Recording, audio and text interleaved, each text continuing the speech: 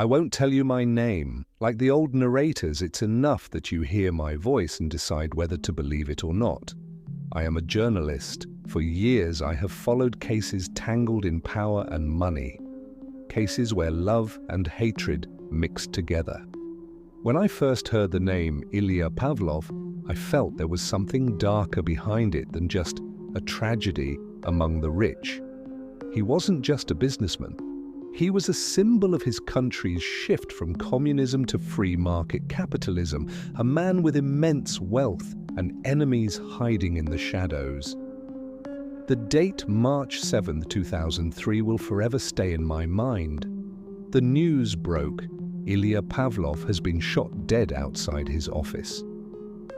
Early reports were blunt. One bullet to the heart, a perfect professional shot. And his bodyguards, 4 of them, failed to stop it.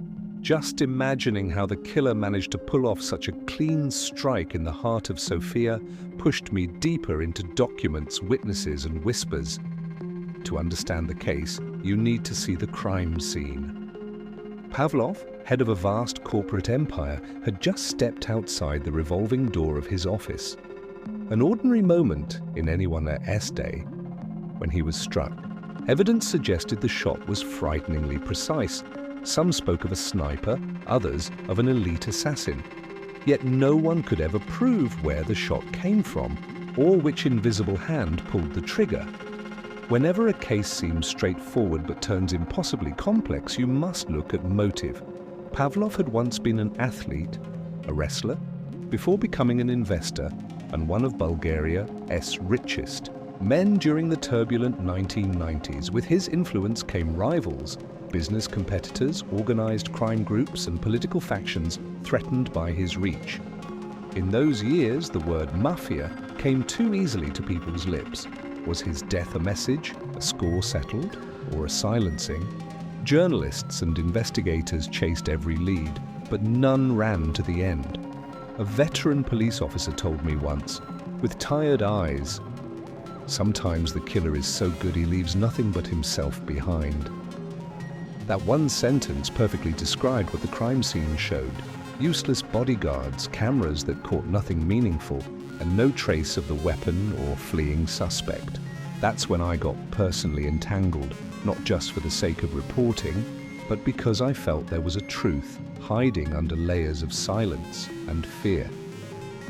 In the following weeks, colleagues and I re-examined everything.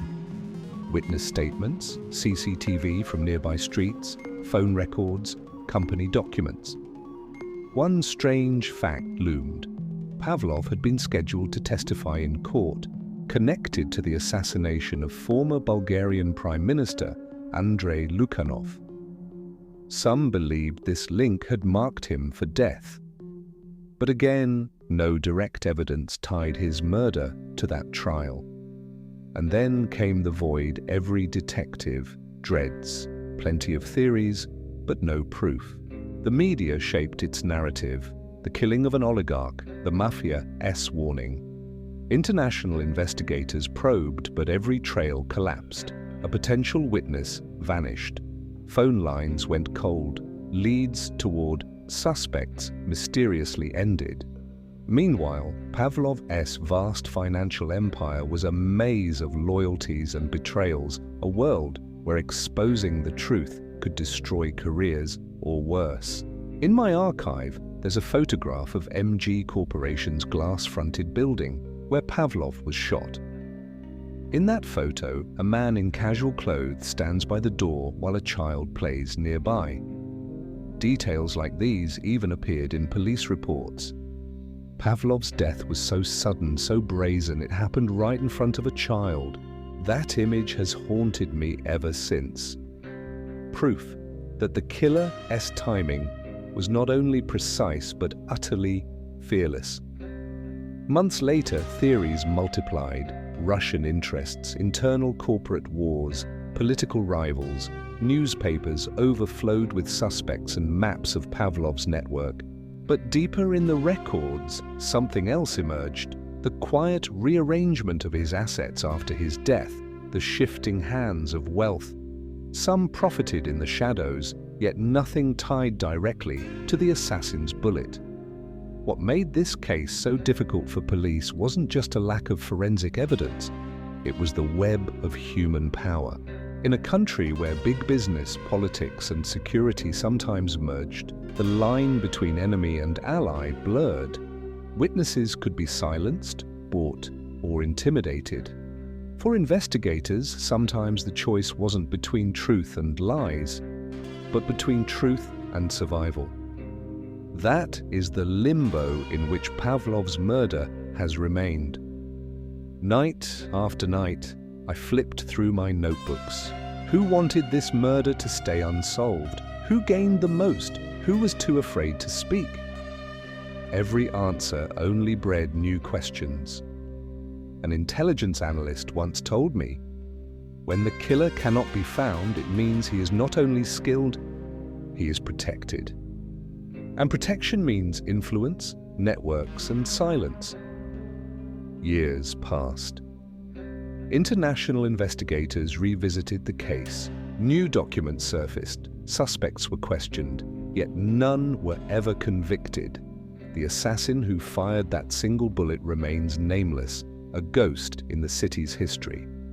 For Pavlov's family and allies, the greatest wound was not just his death, but the absence of truth to give that death meaning.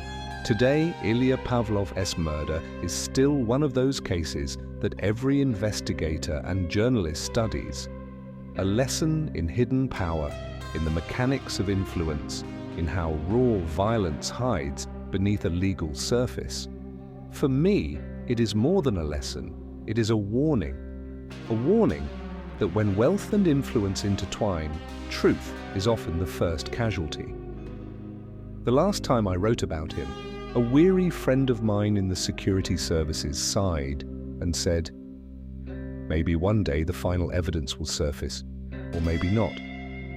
Some secrets are so big they only reveal themselves after generations.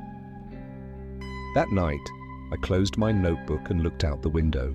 The city streets were emptying, streetlights glowing, and somewhere in the back of my mind, the shadow of Pavlov's murder still lingers, a shadow that every so often comes alive again with a fresh rumor, a new theory, another whisper from the dark.